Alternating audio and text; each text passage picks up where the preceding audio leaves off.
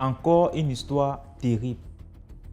Voici une fille qui couche avec un homme sur une tombe parce qu'il faut l'argent.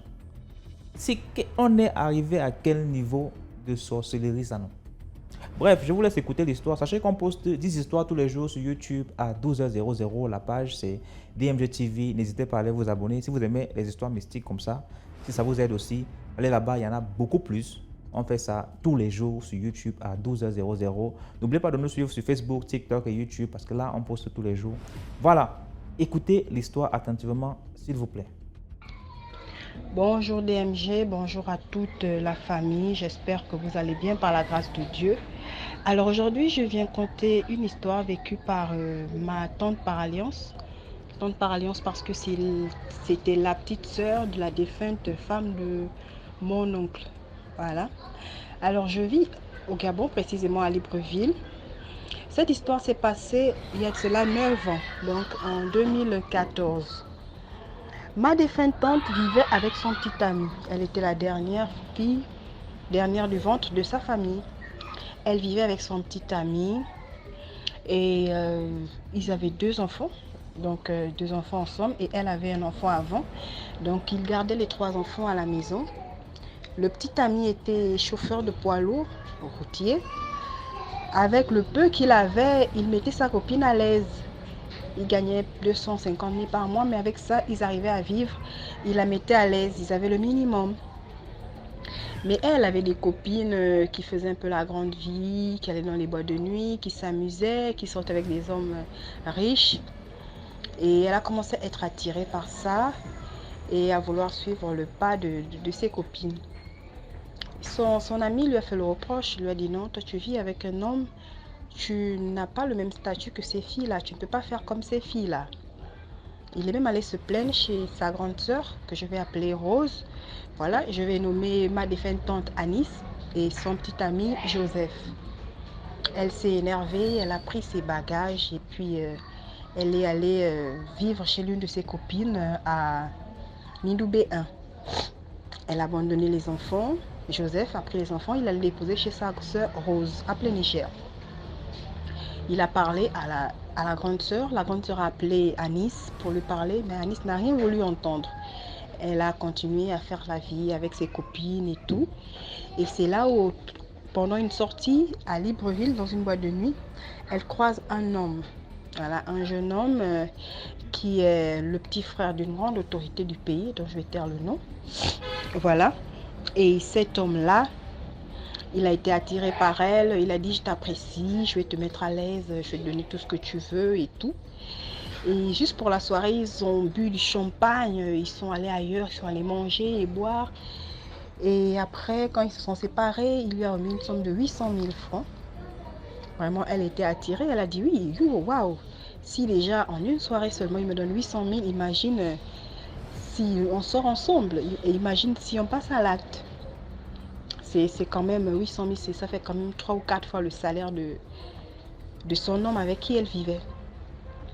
Donc elle a continué à faire cette vie-là, ils se voyaient, ils passaient du temps ensemble. Elle n'avait plus le temps de Joseph, elle ne s'occupait même pas de ses enfants, rien. Les grandes voitures, les balades, les grandes chaussures, les beaux jolis sacs, les longs tissages, tout, c'était juste ça. Et après, il se fréquentait avec le que je vais appeler Karl, voilà, le monsieur, je vais l'appeler Karl. Et une fois, ils sont allés chez lui. Voilà, une fois, ils sont allés chez lui. Il a présenté la maison et tout. Ils ont passé la nuit ensemble, mais apparemment, dans la maison, il a présenté toutes les pièces de la maison. Mais il y avait une chambre qu'il n'a pas présentée. Et elle lui a demandé, mais pourquoi cette chambre-là, tu ne me la présentes pas? Il a dit, non, c'est la chambre de ma défunte femme, je ne veux pas que les gens entrent à l'intérieur. Elle a dit, ok, il n'y a pas de problème. Il est allé se changer, se laver, s'apprêter, puisqu'ils devaient passer la nuit ensemble. Elle était au salon assise. Et après, elle a entendu les ronflements venant de la chambre en question. Elle allait se mettre devant la porte par curiosité et elle a entendu les ronflements. Quand il est revenu, elle lui a posé la question, mais bon, tu me dis que cette chambre est vide, elle appartenait à ta défunte femme, mais pourquoi il y a des ronflements dans cette chambre? Il lui a dit non, c'est le chien qui dort là-bas, un gros chien qui dort là-bas. Et elle était surprise, elle a dit waouh, c'est la première fois que j'entends un chien ronfler comme ça. Il a dit non, c'est un gros chien et tout ça. Il surveille souvent la maison, à une heure tardive, on le met dehors pour qu'il puisse surveiller. Elle a laissé tomber. Ils ont passé la nuit, elle a passé la nuit chez lui.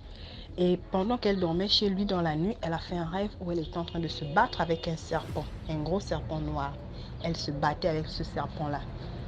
Le matin, elle dit que c'était tellement réel, le matin elle s'est réveillée. Bon, elle a négligé. Elle est rentrée chez elle, ils passaient du temps ensemble et tout. Maintenant, elle se plaignait que, bon, depuis, il me met à l'aise, il me donne 1 500 000. Quand il lui a rien donné, hein, c'est vraiment quand il lui dit, bon là je suis fauchée, c'est 500 000 qu'il lui donne. Donc, elle a dit vraiment, on doit passer à l'acte aussi, ça fait quand même bizarre. Nous sommes ensemble, mais on n'a jamais eu de rapport. Le gars a dit, ok, j'attendais le bon moment pour te demander. C'est parce que depuis là, j'hésite, j'ai un fantasme que j'aimerais réaliser. Et comme nous sommes ensemble, j'aimerais le réaliser avec toi. C'est là où elle a dit, ok, va aussi. Si je peux, je le ferai. Il a dit non, j'aimerais qu'on aille faire l'amour sur une tombe à 3 heures du matin. Elle n'a pas réfléchi sur le coup, elle ne pensait qu'à l'argent.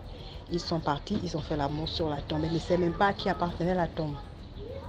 Ils ont fait l'amour sur la tombe à 6 heures du matin, ils sont partis. Quand ils sont partis, elle est arrivée à la maison à 7 heures, elle s'est endormie. Elle s'est endormie toute la journée. Sa copine dit, elle s'est endormie. La position qu'elle a prise pour dormir jusqu'à 18 heures qu'elle s'est réveillée, elle n'a pas changé de position. Elle se réveille à 18 heures. Elle dit, elle prend le linge, elle dit pour aller laver. La copine dit, ah, tu vas laver le linge alors à 18 heures, attends une bonne fois demain. Elle dit, non, pas du tout. Il est 6 heures, je vais laver le linge. La copine dit, non, comment ça, il est 6 heures? Il est 18 heures. Tu es rentré à 7 heures, tu as dormi. Jusqu'à 18 heures, je t'ai même réveillé, tu t'es pas réveillé. Je n'ai pas voulu te déranger. Il est 18 heures.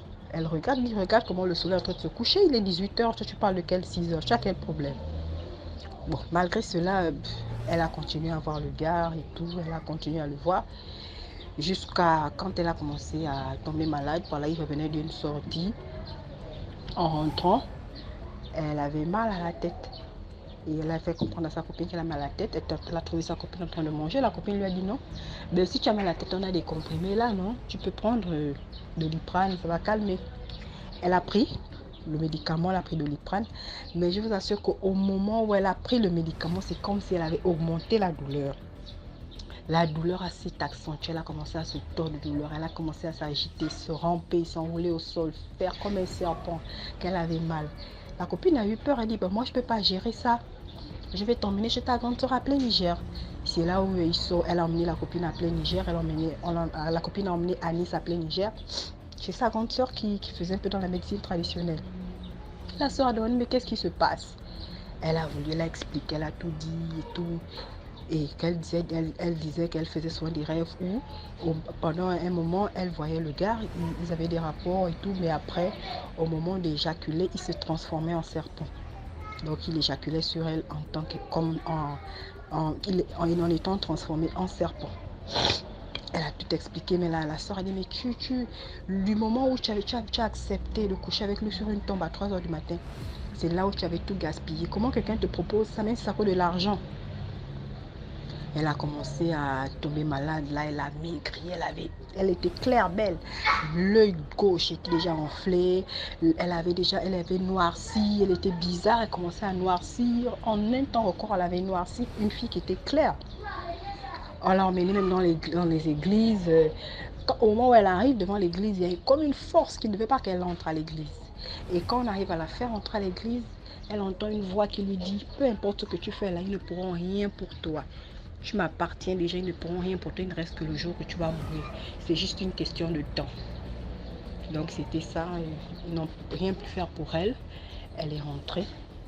Le père de l'enfant est venu, on l'a appelé en état de la situation. Il a dit, bon ok, moi je suis pour nous. Chez nous, on a beaucoup de choses, on connaît quand même beaucoup de choses, on peut t'aider. Demain, je vais prendre la permission demain, comme ça, dans 2 jours, on pourra partir sur la route, voir ce qu'on peut faire pour toi. Il a dit, ok. Il est rentré. Dans la même nuit, puisqu'elle dormait avec une autre de ses grandes sœurs, vers Je l'avais vu vers 22h. Je l'ai regardé, j'ai dit, mais Tantine, qu'est-ce qui se passe? Pourquoi ton œil est comme ça? Et puis tu as noirci, c'est comment? Elle m'a juste répondu, rien. J'ai dit, ok. Ensuite, dans la même nuit, sa grande soeur s'est levée parce qu'elle voulait se soulager. Il était 2h, 3h par là. La grande soeur s'est levée pour aller se soulager. Au même moment, elle aussi est sortie de la chambre parce que les portes étaient proches. La grande soeur lui demande, mais tu vas où? Elle dit, non, je suis juste chercher le Mantlantoum, comme j'ai un peu mal à l'oreille, donc je vais frotter. La grande soeur dit, ok, d'accord. Elle a pris le Mantlantoum. Elle a voulu rentrer. La grande soeur est sortie, elle se soulager. Elle est repartie dans la chambre. Désolée, je suis un peu grippée. Au même moment, dès qu'elle entre dans la chambre comme ça, elle ouvre les yeux, elle crie. Elle réveille sa soeur. Elle appelle sa soeur, le serpent, regarde, le serpent est passé, le serpent, il est noir, il vient me chercher, le serpent. La grande soeur dit, mais quel serpent? Qui veut te chercher? Dès qu'elle a seulement dit ça, elle est tombée. Boum. La petite soeur, elle a appelé la grande soeur pour venir. Le beau-frère l'a soulevé, on l'a mené à l'hôpital. La grande soeur Rose est restée à la maison à attendre les nouvelles. Arrivée à l'hôpital, ils ont pris les paramètres, placé les perfusions et tout le reste. Au même moment, une voiture de pompes funèbres de la ville arrive. Oh non, nous sommes venus chercher le corps d'une jeune fille qui vient de mourir et tout. Au nom d'Anis.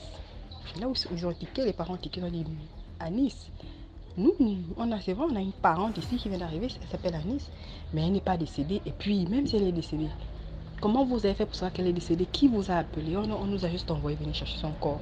Le beau-frère s'est interposé, il a dit, non, c'est la petite soeur de ma femme. Son corps, je ne peux pas vous donner son corps, je ne vous connais pas. Vous êtes qui? Qui vous a envoyé? Ah, c'est monsieur tel, ils ont donné le nom, monsieur Karl. Il a dit, c'est sa petite amie, elle est décédée, on doit amener le corps, il va se charger de tout. C'est là où elle a dit non, pas du tout. Il a dit non, je ne vous connais pas. Et puis même si monsieur Karl est décédé, mais ils étaient juste petits amis, ils n'étaient pas mariés, donc c'était pas à lui de décider. Ils sont repartis en colère. Et quelques minutes après, c'est là où on vient appeler pour dire qu'elle est décédée. Voilà, et elle est décédée. Dès qu'elle est décédée, on a déposé le corps à la morgue. Et pourtant, le corps était dans une maison de pompes funèbres, mais elle noircissait tellement, le corps se décomposait, était bizarre, vraiment méconnaissable. Et c'est là, elle a laissé des enfants à bas âge, elle est décédée comme ça. On a pris son téléphone, on a vu le numéro du gars, on appelle. Le grand frère appelle. Oui, Abo c'est beau-frère chez nous. Abo, je suis le grand frère de Danis, elle est décédée et tout, mais tu fais comment? Il faut qu'on se voit. Oh, il a répondu, il a dit, oui, je suis dans les embouteillages, je te rappelle. Dès qu'il a dit ça, jusqu'aujourd'hui, il n'a plus jamais rappelé un jour, jusqu'à aujourd'hui. Même la maison qu'elle avait indiquée, pour dire que la maison était vers Ozangue, la Gabo-Pri et tout, ils sont partis, on n'a jamais retrouvé la maison, on ne connaissait jamais la personne parce qu'ils ne se voyaient jamais la journée, toujours la nuit. Ils ne s'étaient jamais vu la journée un jour. Jamais un jour elle avait vu la journée. Toujours que dans la nuit, Il prétendait que la journée, il se reposait, il travaillait, il avait fait le travail et c'est la nuit où il avait le temps. Donc c'est un peu ça mon histoire. Elle est décédée, elle a laissé 3 enfants à bas âge, juste parce qu'elle n'a pas voulu se contenter du petit ami qu'elle avait, juste parce qu'elle n'a pas voulu se contenter de la vie déjà qu'elle avait, que d'autres n'ont même pas. Donc c'est un peu ça mon histoire. J'espère que ça pourra édifier beaucoup de personnes, de faire attention, contentez-vous de ce que vous avez. Dieu sait ce qu'il a prévu pour vous. Dieu a un plan pour chacun. Merci et que Dieu vous bénisse. Merci beaucoup pour l'histoire. Qu'est-ce que vous pensez en commentaire? Et voilà, là, quand nous sommes réduits, hein, les jeunes d'aujourd'hui, là, à voir Dieu sur la facilité. Donc, moi, je vous encourage seulement à liker la vidéo si vous ne voulez pas manquer des prochains épisodes.